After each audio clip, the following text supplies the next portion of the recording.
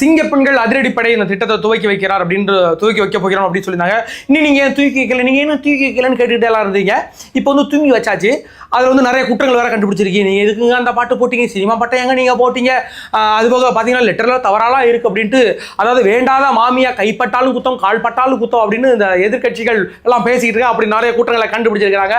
அதற்கு பிறகு பார்த்தீங்கன்னா இப்படி சவுக்கு சங்கர் அவர் நீண்ட பேட்டி ஒன்று கொடுத்திருந்தார்.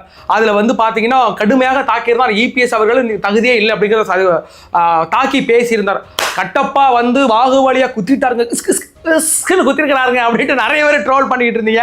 அதற்கு பிறகு பாத்தீங்கன்னா தலைவர் விஜய் அவர்கள் பெரிய ஒரு அசைன்மெண்ட் ஒன்று பண்ணியிருக்கிறார். அதாவது ஊழல் குற்றச்சாட்டுகள் உள்ளவங்களை பிடிக்க தொடங்கி இருக்கிறார். இதன் மூலமாக முக ஸ்டாலின் அவர்களுக்கு இன்னைக்கு செக் வைக்கிறாரு, உதயநிதி ஸ்டாலினுக்கு செக் வைக்கிறாரு, இன்னைக்கு ரத்தீஷை பிடிக்க போகிறார் அப்படின்னு பல ஊடகங்கள் செய்தி வெளியிட்டிருக்காங்க. அது என்னென்ன அப்படிங்கிறத பார்க்க வரும். அதற்கு பிறகு பார்த்தீங்கன்னா கரண்ட் கட் ஆயிட்டுங்க. எங்க ஊர்ல கரண்ட் இல்லைங்கன்னு நிறைய பேர் வந்து போராட்டம் பண்றதை பார்க்குறீங்க. இதற்கு மிக முக்கிய காரணங்களாக என்னென்ன இருக்கிறது, திருடு போகின்றன, ஃபீஸ் கேரியர் திருடு போகின்றன அப்படின்ற நேற்று நம்ம சிடிஆர் நிர்மல்குமார் அமைச்சர் அவர்கள் வெளியிட்டிருந்தார். ஃபீஸ் கேரியர் மட்டுமா திருடுறாங்க, காப்பர் கம்பி 800 கிலோ திருடிட்டான்றாங்க, மின்மாற்றியில் உள்ள உயிரிழ திருடிட்டான்றாங்க, எதை பார்த்தாலும் திருடுறாங்க, திமுக குரூப் திருடான்றாங்க.